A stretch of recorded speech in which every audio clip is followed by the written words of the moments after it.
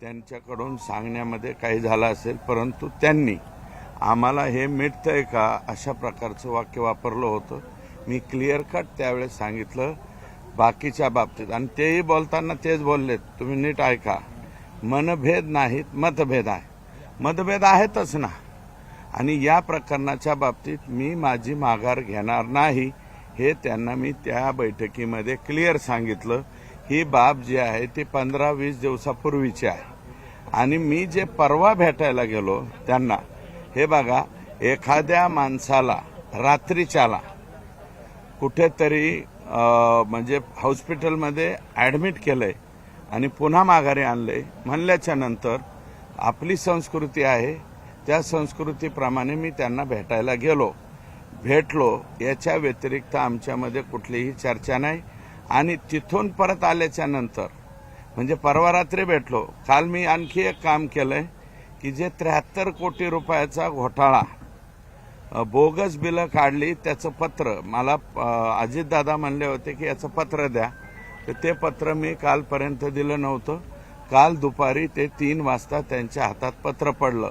मी नव्हतो गेलो, माझा एक सहकारी मी दादांकडे पाठवला तर ते दिलं. आणि काल मी स्वतः कृषी कार्यालयात गेलो होतो.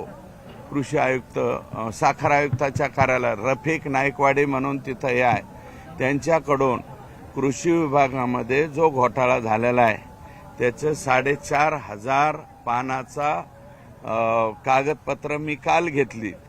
मग जर आमच्यात वेगळं काय असतं तर मी कशाला कागदपत्र घेतली असती.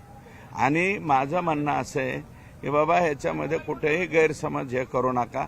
आज सकाळपासून सुद्धा 2दा-3दा धनंजय देशमुख, त्यांचे मेहुणे यांच्याशी मी बोललोय. आणि आता मला असं कळालं की धनंजयनी सुद्धा प्रतिक्रिया दिलेली. भेट जरी झाली तरी लढ्याच्या बाबतीमध्ये मी 100% संतोष देशमुख यांच्याबरोबरच आहे, आज राहील, आणि या लोकांना फाशी जाईपर्यंत सुद्धा राहील. काय अजिबात नाही. मनोज दादा आमचं दैवत आहे. काही गडबडीत काही बोलले असतील, मी त्यांच्याशी सुद्धा बोलून घेईल बरं का. आता धनंजय मुंडे साहेब काय बोलतात ते त्यांना माहिती बरं का. मला काही बोलायचं नाही, पण मी मात्र फक्त आणि फक्त त्यांची विचारपूस करायला गेलतो. विचारपूस करायला जाणं याच्यामध्ये गैर काही आहे असं नाही. मला माझं मत आहे की लोकांनी याच्यामध्ये गैरसमज बिलकुल करून घेऊ नये. तुमची जी अर्धा तास भेट झाली असं तुम्ही कबूल करता, त्यावेळी धनंजय मुंडे तुमच्याशी काही बोलले असतील ना या सगळ्या प्रकरणाबद्दल? नाही बोलले ना.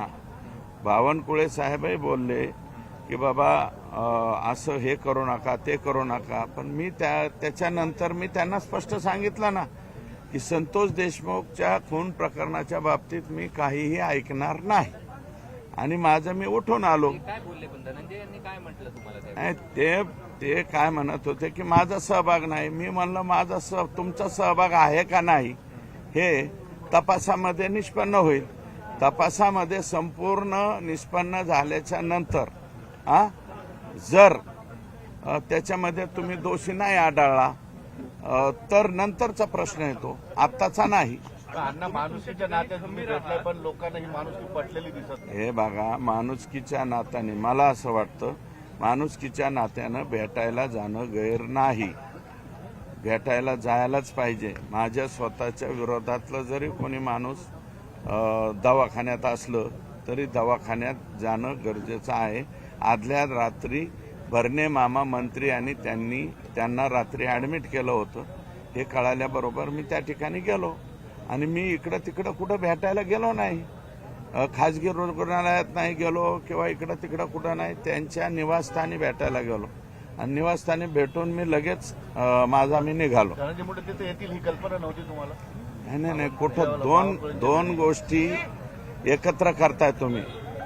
2 गोष्टी एकत्र करताय. 15-20 दिवसापूर्वीची ती घटना आहे. बावनकुळे साहेबांच्या निवासस्थानी मला त्यांनी जेवायला बोलवलं होतं, मी तिथे गेलतो. नंतर धनंजय मुंडे साहेब पाठीमागून आले आणि बावनकुळे साहेब एवढंच म्हणाले की तुमच्यात मनभेद आहेत का मतभेद आहेत. आम्ही म्हणलं संतोष देशमुखच्या प्रकरणाच्या बाबतीत बैठक आहे का? ते म्हणले काही मिटेल का? मी म्हणलं मिटणार नाही, संपलं विषय. अण्णा, तुम्ही तुमच्या ठिकाणी खंबीर आहात, पण अशी भेट घालून देऊन भाजप कुठेतरी धनंजय मुंडेंना नाही असं नाही. एक मिनिट आहे का, योगायोगाने ते कदाचित आले असावे. त्यांच्याकडं महसूल मंत्रीपद आहे, काही कामानिमित्त आले असतील. पण समोर बोलल्याच्या नंतर, बसा म्हणल्याच्या नंतर, चहा प्यायला अगोदर जेवायला बोलवलेलं होतं, त्याच्यामुळं मी नंतर जेवलो. धनंजय मुंडे साहेब निघून गेले आणि मी पण निघून गेलो. कल्पना नव्हती ते तिथं असतील. बिलकुल कल्पना नव्हती, मला बिलकुल कल्पना नव्हती. आणि काल जे मी गेलोय त्यांच्या निवासस्थानी गेलोय परवा, आणि परवा भेटल्याच्या नंतर काल मी हे 2 कामं केले. याच्यावरून तुम्ही ओळखून घ्या. 173 कोटीचं त्यांच्या मतदारसंघामध्ये जे बोगस बिलं उचलण्यात आलेली आहे त्याचं पत्र दिलंय. आणि काल मी स्वतः पुण्यामध्ये मी स्वतः साखर आयुक्त कार्यालयामध्ये बाहेर थांबलो, कारण माझा त्या प्रकरणाचा अभ्यासच झालेला नाही. त्याच्या आधीच बाईट द्यायला नको म्हणून मीडिया माझी वाट पाहत होती तिथं. तर मी माझा जो सहकार्य तो पाठवला. आणि रफिक नाईकवाडे, मी अजून त्यांना पाहिलेलं नाही, पण सूरज मांढरे हे कृषी आयुक्त आहेत, त्यांनी सांगितलं, ते दिल्लीत होते, फोन करून रफिक नाईकवाडे यांच्याकडून डॉक्युमेंट घेऊन जा. तर 4,500 ते 5,000 पानाचं डॉक्युमेंट मी घेऊन आलोय. 2 दिवसात अभ्यास करतो आणि 2 दिवसाच्या अभ्यासाच्या नंतर त्याच्यामध्ये काय काय झालेलं आहे हे मी मांडतो. आणि तेही कोणाच्या विरोधात मांडणार आहे? तर ते धनंजय मुंडेंच्याच विरोधात मांडणार आहे. आणि आणखी कोणी कृषी मंत्री त्याच्यात सहभागी आहे का ते बी मांडणार आहे. असं आहे की सामान्य माणूस, तुम्ही जे लढा लढत होता तुमच्यासोबत उभा राहिला, खंबीरपणे उभा राहिला, मात्र एकीकडे तुम्ही रस्त्यावरती लढाई करत असताना 2 वेळा भेटी घेता. 2 वेळा मी मनामध्ये एक शंका उपस्थित करणारा नाही. एक मिनिट ऐका, मी 2 वेळा भेटलेलो नाही. तर मला प्रदेशाध्यक्षांनी बोलवलं होतं, मी तिथं गेलो, ते अचानक तिथं आलते, त्यांचं काहीतरी काम असेल. आल्याच्या नंतर समोरासमोर बसा म्हणले, बसलो. ह्याच्यात काही मिटणार आहे का? मी स्पष्टपणे माझ्या प्रदेशाध्यक्षांना सांगितलं हे मिटणार नाही. आता याच्या पलीकडे काय सांगायचं? जरंगे पाटील असं म्हणले की इतक्या क्रूर माणसाला तुम्ही भेटायला जाता, मग मराठ्याच्या लोकांनी कुणाकडे न्याय मागायचा? एक मिनिट ऐका, मी काय म्हणलं, दादा आमचं दैवत आहेत, त्यांचा काही गैरसमज झाला असेल, कारण क्विकली लगेच बातम्या पसरवतात. आणि माझं मत आहे की काल मी भेटायला गेलो याची सुद्धा बातमी कोणी केली? मी भेटायला गेलतो काय, माणुसकीच्या नात्याने भेटायला गेलतो, माणुसकीच्या नात्याने भेटलो, माझं मी गाडीत बसलो, निघून आलो. तिथे फारसे लोक नव्हते. मग हे असले डाव जे आहेत ना, चालीबाली, मला कळत नाही. पण मी माझ्या कामावरती, माझ्या कर्मावरती ठाम आहे. मी काल तिथून निघाल्याच्या नंतर, आणि ते तुम्ही वाटल्यास अजितदादांना सुद्धा विचारा, त्यांना पत्र पोहोचलं का नाही. त्याच्यानंतर मीडियाचेच तुमचे प्रतिनिधी, काल मी डॉक्युमेंट घेऊन, मला वाटतं एका टीव्हीला बातमी सुद्धा आली की माझ्याकडे सुपूर्द झाले म्हणून. मी माझं लेखी पत्र दिलेलं आहे. आणि मला वाटतं अंजलीताई दमानिया यांनी सुद्धा हा विषय मांडला कृषी विभागाचा, कापसाचा आणि सोयाबीनचा, पण त्यांना तेवढ्या प्रभावीपणे तो मांडता आलेला नाही. जो उर्वरित त्यांनी मांडण्याचा प्रयत्न केलाय, पण उर्वरित प्रभावीपणे मांडण्याचं काम मी आता बहुतेक उद्या परवा 2 दिवस वाचील, आणि वाचल्याच्या नंतर परवा दिवशी मांडेल तुमच्या पुढे. तुमची भेट मुद्दामून बाहेर पेरल्या गेली, विश्वासघात झाला तुमच्यासोबत? कोणाचा? तुमची भेट झाली हे मुद्दामून बाहेर पसरवलं गेलं? तर मला माहित नाही कोणी असं केलं. हे बघा, एखाद्याच्या म्हणजे त्याला रात्रीच्याला त्यांना त्रास झालेला होता म्हणून त्यांना दवाखान्यात नेलं हे मला कळालं. भरणे मामा आणि त्यांनी दवाखान्यात नेलं हे कळालं. दवाखान्यात नेलं हे कळाल्याच्या नंतर आपलं काम आहे बाबा काय झालं म्हणून विचारायला. मी माझं जाऊन भेटून आलो. मग आता भेटून आल्याच्या नंतर तुम्हीच जर अशा बातम्या लीक करीत असताल तर मग अवघड आहे. गुन्ह्यावर शंका कोणावर? मला शंका कोणावर येतं आता मला वाटतं आज नाही, ती शंका लक्षात येईल कोण कोण काय केलंय. ज्यांना भेटले त्यांनीच लीक केलं असं वाटतं? नाही, मला मी आज कोणाबद्दलच काय बोलणार नाही, परंतु लगेच मीडियामध्ये हे झालं पाहिजे, सुरेश धस लगेच ट्रोल झाला पाहिजे, अशा पद्धतीचं काहीतरी प्लॅनिंग दिसतंय असं मला वाटतं. षडयंत्र सुरू आहे का? आणि आज कारण हे बघा, माझ्या मनामध्ये काही वेगळं असतं, तर आज सकाळी सुद्धा म्हणजे काल तर मी काल कोणते 2 काम केले ते मी तुम्हाला सांगितलं. रात्री मी माझ्या गावी आलो.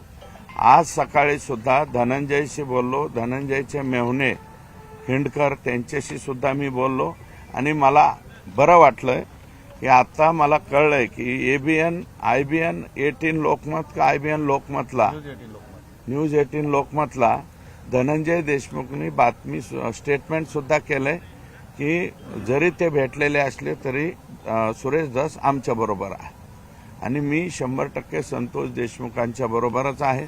मी महादेव मुंडेच्या सुद्धा बरोबर आहे आणि सोमनाथ सूर्यवंशीच्या सुद्धा बरोबरच राहील. धोरण काय आणणार तुमचं कशाचं? इथून पुढचं या सगळ्या हे बघा, मी लेखी पत्र सुद्धा लिहिलेत, ते मीडियाला सुद्धा देईल उद्या परवा. तेली साहेबांना काय पत्र लिहिलंय, IG ला काय पत्र लिहिलंय आणखी, कारण आता हे मला पत्र सुद्धा व्हायरल करावं लागतील ना. दुर्दैवानं तुम्ही माझ्या बद्दल शंका उत्पन्न होईल अशा प्रकारच्या जर न्यूज काही लोक मुद्दाम करीत असतील बरं का, तर मग मला ते पत्र सुद्धा द्यावे लागतील. जरंगे पाटील असं आहे भेटणार की जरांगे पाटील असं म्हटलं जरांगे ठीक, मी काय म्हणतो पाटील, Shocking आहे म्हटलं. हो ठीक आहे ना, शॉकिंग त्याचा प्रश्न असा होता की ज्या दिवशी हेलिकॉप्टर उतरलं त्याच दिवशी आम्हाला शंका आली की यात काहीतरी काळबेर आहे. कोणतं हेलिकॉप्टर? आष्टीत हेलिकॉप्टर उतरलं. सोबत सगळे आले. कुठं? आष्टीला. म्हणजे कोण फडणवीस सोबत? फडणवीस आणि पंकजा मुंडे जे आले होते नाही हो, हे बघा, पंकजाताई ज्या त्या आल्या होत्या तिथं, त्या आम्ही त्यांना आम्ही एक सुद्धा पोस्टर, तुम्ही आलता ना मीडिया बाकीची, एका सुद्धा पोस्टरवरती आम्ही पंकजाताईंचा फोटो टाकलेला नव्हता. शासकीय कार्यक्रम आहे, त्या म्हणल्या की मुख्यमंत्र्यांना मला यायचंय. मला विचारलं पंकजाताई उद्याच्याला येतात, आम्हाला तर आदल्या दिवशी 5-5:30 पंकजाताई येणार म्हणून कळलं, तर मी डायरेक्ट स्टेटमेंट केलं त्याच्यावर की शासकीय कार्यक्रम आहे, जर त्या आमच्या इथं आल्या तर आम्ही त्यांचं स्वागत करू. त्याप्रमाणे आम्ही स्वागत केलं. मग शासकीय कार्यक्रमामध्ये तो काय पॉलिटिकल कार्यक्रम नव्हता, शासकीय कार्यक्रम होता. तर मनोज दादांचा जर काही गैरसमज झाला असेल तर मी जाऊन भेटेल, त्यांना सांगेल. आज भेटणार आता वेळ दिली तर ना. आता मी इथून निघणार आहे, गॅरंटीलाच आहेत ते. जर इथून निघणार आहे, त्यांनी परवानगी दिली तर मी त्यांना भेटायला जाईल. आणि धनंजय देशमुखच्या बाबतीत सुद्धा आज काही वेगळी घटना घडलेली आहे. काही लोकांनी म्हणजे आमच्या संतोषच्या पत्नीची ऑर्डर का काहीतरी देण्याचा प्रयत्न केलाय. ते एक सकाळपासून फिरतंय, माझ्याकडे कॉपी आली, परंतु मी धनंजयशी त्याच्याबाबत न बोलल्यामुळं, नाही, धनंजय देशमुख म्हणजे आमच्या संतोष देशमुखच्या पत्नीला काहीतरी ऑर्डर देतो अशा प्रकारचे काही लोकांनी केलंय असं माझ्या कानावर आलंय. नोकरीला लावतो म्हणून मग हे प्रकरण मिटवण्यासाठी आता हे असं कानावर आलंय माझ्या. तर आता मला धनंजयशी बोलल्याशिवाय मला त्याच्यावरती काय बोलणं उचित होणार नाही. परंतु असं काहीतरी काय म्हणतो त्याला आपण, हे दाखवायचं प्रलोभन, हे जे काही कोणी केला असेल उद्योग प्रलोभन दाखवण्याचं, तो करू नये. आणि त्या बाबतीत माझं आणि धनंजयचं बोलणं झालंय की आपल्याला कोणाच्या प्रलोभनाला बळी पडायचं नाही. राज्याचे मुख्यमंत्री म्हणालेले की संतोषच्या मिसेसला आम्ही शासकीय नोकरी देऊ, तर ती शासकीय नोकरी आम्ही घेण्यासाठी मात्र हे करू. म्हणजे ते यांच्या संतोष देशमुखांच्या पत्नीच्या बाबतीतही आणि सूर्यवंशीच्या बाबतीतही त्यांनी ते स्टेटमेंट केलेलं आहे. आणि वाकोडे साहेबांच्या मुलाच्या बाबतीतही स्टेटमेंट केलं. आमिष दिलंय तुमच्याकडे काय माहिती, कोणी आमिष दिलंय ते? मला पूर्ण माहिती नाही, आता मी गाडीत बसल्याच्या नंतर बोलेल. आणि मला असं कळलंय की आमिष दाखवण्याचा प्रयत्न केलाय. ओके, आता तर धनंजय मुंडेंबरोबरच्या भेटीसंदर्भात सुरेश धसांनी आता स्पष्टीकरण दिलंय. आपण केवळ माणुसकीच्या नात्यानं ही भेट घेतलेली होती. ते आजारी आहेत, त्यांना तातडीनं रुग्णालयात दाखल केलं गेलं हे समजल्यानंतर आपण त्यांच्या निवासस्थानी जाऊन त्यांना भेटलो. पण संतोष देशमुख प्रकरणातला लढा असाच सुरू राहील, त्यामध्ये अजिबातच कॉम्प्रोमाइज होणार नाही, हे सुरेश धसांनी स्पष्ट केलंय. खरं तर 2 वेळेला या सगळ्या प्रकरणामध्ये सुरेश धस आणि धनंजय मुंडे यांची भेट झाली आहे. पहिली भेट या दोघांची झाली ती चंद्रशेखर बावनकुळेंच्या घरी.